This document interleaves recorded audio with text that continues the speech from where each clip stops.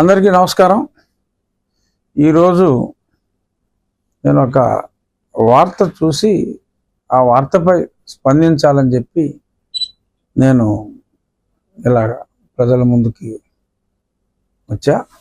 అదేమిటంటే మాజీ ముఖ్యమంత్రి జగన్మోహన్ రెడ్డి గారు ఒక అద్భుతమైన పదాలు కొన్ని చెప్పారు. అదేంటంటే మనిషిని జైల్లో పెట్టడం అంటే పరువు తీయటమే, దెబ్బ కొట్టినోడికి నొప్పి తెలిసేలా చేసేందుకే యాప్. వైకాపా న్యాయ విభాగం ప్రతినిధుల సభలో జగన్. సో ఇక్కడ మరి ప్రతిష్ట తీసేందుకే, నా పరువు తీసేందుకే మరప్పుడు జగన్మోహన్ రెడ్డి గారు నా మీద రాజద్రోహం కేసు పెట్టి నన్ను హఠాత్తుగా ఇప్పుడు ఏ నోటీసులు ఇవ్వకుండా ఎలా తీసుకొస్తారని చాలా చాలా చాలా విపరీతంగా బాధపడుతున్నారు. రోజు ఆయన విచార వదనం చూడలేక పాపం చాలా ఆయన అభిమానులు, ఆయన అభిమానించిన వారు కూడా అది చూసినప్పుడు చాలా మరి అదొక రకమైన భావానికి లోనవుతున్నారు. చాలా అతిగా మరి ఆయన బాధపడుతున్నారు. మరి నన్ను ఏ రాజద్రోహం చేశానని చెప్పి అప్పుడు అరెస్ట్ చేసి, సరే ఇప్పుడైతే ఎవరైనా తప్పులు చేసిన వాళ్ళని సరే నోటీసులు అన్నీ ఇచ్చి వాళ్ళు సుప్రీంకోర్టుకి వెళ్ళేదాకా అవకాశాలు కూడా ఇచ్చి ఆ పిదపే మరి అరెస్ట్ చేసి కూడా సకల రాజభోగాలు మరి వాళ్ళు తెచ్చుకుంటున్నారు, మరి జరుగుతున్నాయి. మరి నాకు ఏ నోటీస్ ఇవ్వకుండా రాజద్రోహం కేసు పెట్టి చంపేయమన్న చెప్పి చితక్కొట్టి కాలు వాచిపోయేలాగా మరి చావగొట్టి మరి అక్కడితో ఆక్క మళ్ళీ కొత్త కేసులతో అరెస్ట్ చేయాలని చెప్పి నా మిలిటరీ హాస్పిటల్ చుట్టూ అప్పటి నీ పోలీస్ మోకల్ని కాపలా పెట్టి మరి అన్నీ చేసి ఇప్పుడు ఏమిటి ఈ నిర్వేదం? ఇలా చేస్తున్నారు, చాలా తప్పు చేస్తున్నావు చంద్రబాబు. ఏమిటిది?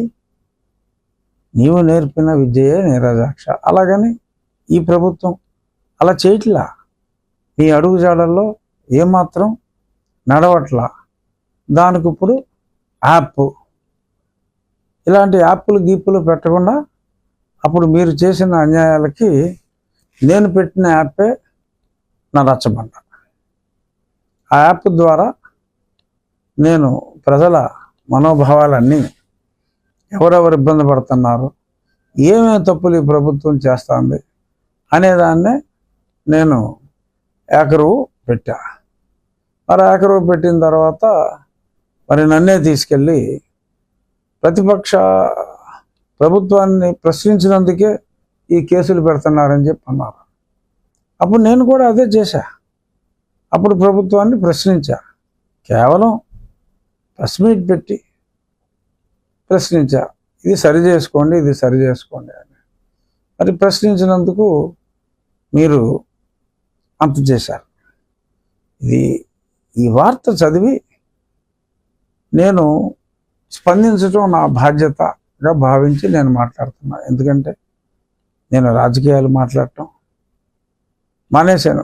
నా పదవిలో, ఈ రాజ్యాంగబద్ధ పదవిలో రాజకీయం నేను మాట్లాడకూడదు కాబట్టి నేను సంయమనంతోనే ఉన్నా. కానీ దెయ్యాలు వేదాలు వల్లించినట్టుగా, అంటే జగన్మోహన్ రెడ్డి గారు మీలో నిజంగా మార్పు వచ్చి ఇలా జరిగితే చెప్పండి.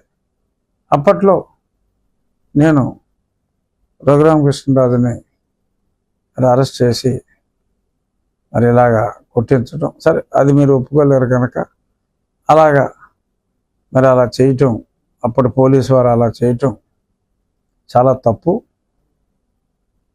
అని మీరు ఒక మాట చెప్తే బాగుంటుందేమో ఆలోచించండి జగన్మోహన్ రెడ్డి గారు. అది మాట్లాడకుండా ఏదో రొటీన్ డైలాగులు వెళ్ళవేస్తూ దెయ్యాలు వేదాలు వల్లించినట్టు అలా చేస్తున్నారు, ఇలా చేస్తున్నారు, అన్యాయం చేస్తున్నారు. నిజంగా మీరు నాకు చేసినట్టే ఈ ప్రభుత్వం చేస్తే అసలు బయట ఎవరో ఉండేవారు కాదు. అసలు ఎంతమందిని అరెస్ట్ చేశారు? అతి తక్కువ మందిని, వేల మీద లెక్క పెట్టేవారు. మద్యం స్కామ్లో పీకల్లోతు మునిగిపోయిన వాళ్ళని. సరే, మీరు ఏదైనా సమర్థించుకోవచ్చు. అతను వేరే వాళ్ళతోటి ఎక్కడ చూసినా ఈరోజు ఎవరు సెల్ఫీ అడిగినా సరే సెల్ఫీ ఇస్తున్నారు రోజు. మరి నాతోనే దగ్గర దగ్గర 200 నుంచి 300 మంది ఫోటోలు దిగుతున్నారు నేను నియోజకవర్గంలో తిరిగేటప్పుడు. అందులో ఎవరైనా బ్యాడ్ పీపుల్ ఉంటే ఉండొచ్చు. మీరు దాన్ని మీ పేపర్లో ఫోటోలు వేసుకుని ఈ రకంగా నిందించటం, నింద గురించి మళ్ళీ చెప్పినట్టు నేను మాట్లాడవలసిన అవసరం లేదు. కానీ నన్ను ఏ రకంగా హింసించారు అనేది గుర్తు చేయాలని మీడియా ద్వారా అప్పటి ముఖ్యమంత్రికి తెలియచేయాలని, you please express your sorry for what all has happen during your tenure, especially for me mister Jaganmohan Reddy. ఒప్పుకోండి, తప్పు ఒప్పుకోండి. ఏమో అప్పుడు ప్రజలు క్షమిస్తారేమో. కానీ ఎలా? మీరు చేసేదంతా చేసేసి ఇప్పుడు ఎలా నంగనాచి కౌరులు చెప్పటం కరెక్ట్ కాదు. సరే, ఎలాగో మీడియా ముందుకు వచ్చాను కాబట్టి ఇచ్చిన హామీల గురించి ప్రభుత్వం, నేను పార్టీల గురించి మాట్లాడతల్లా, ప్రభుత్వం ఇలా ఉచిత బస్సు ఇస్తా ఉన్నారు. ఆగస్టు 15 నుంచి మొదలు పెడుతున్నారు. అలాగే తల్లికి వందనం అన్నారు, ఆల్రెడీ స్టార్ట్ అయిపోయింది. అలాగే అన్నదాత సుఖీభావ అన్నారు, ఆల్రెడీ ప్రారంభమైంది. సో చెప్పింది ఏమి చేయట్లేదు అనే మాట, ఈ ప్రభుత్వం చేయట్లేదు అనే మాట అది కరెక్ట్ కాదు అని ప్రజలందరూ రియలైజ్ అయ్యారు. కాబట్టి దాన్ని పదే పదే అదే పనిగా మాట్లాడటం సమంజసం కాదేమో, ఆలోచించండి అని మటుకు చెప్తున్నా. ఇక నా నియోజకవర్గం విషయం గురించి లైట్గా స్పృశిస్తా. నా నియోజకవర్గంలో నిధుల కొరత ఉన్నప్పటికీ దయాద్ర హృదయాలైన ప్రజలు కాస్త అధిక సంఖ్యలో ఉండబట్టి తాగునీరుకు కానీ సాగునీరుకు కానీ పాఠశాలల అభ్యున్నతికి కావలసిన క్లాస్ రూముల విషయంలో కానీ ప్లే గ్రౌండ్స్ విషయంలో కానీ ఎందులో కూడా ఎటువంటి కొరత లేకుండా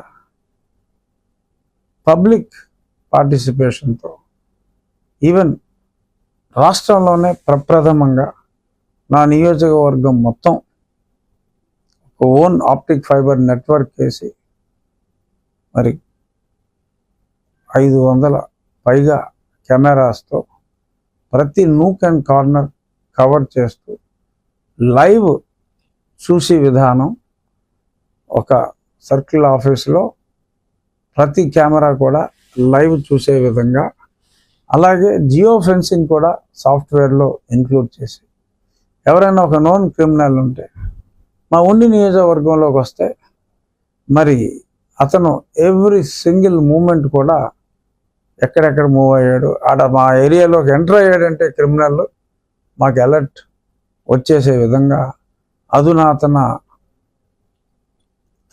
ఈ కంట్రోలింగ్ వ్యవస్థ త్రూ డిజిటలైజేషన్ అది కూడా పూర్తిగా సంపూర్ణంగా మా దగ్గర ఉన్న పారిశ్రామికవేత్తలు, ప్రజలు, మా ఉండి ఇన్ఫ్రాస్ట్రక్చర్ ఫండ్ ద్వారా చేస్తున్నాం.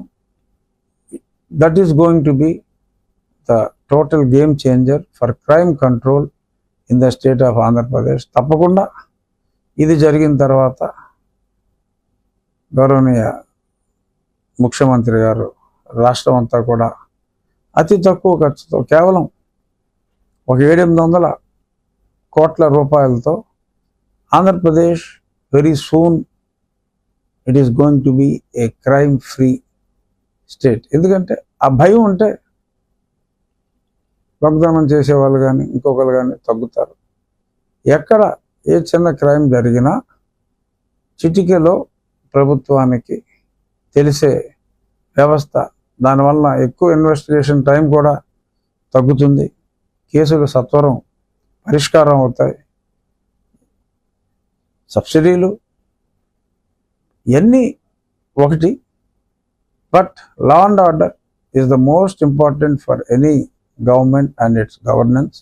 సో దానికి కూడా ఒక మోడల్గా మా నియోజకవర్గంలో చేస్తున్నాం. ఎవరైనా ఇంట్రెస్ట్ ఉంటే ఒకసారి మా నియోజకవర్గంలో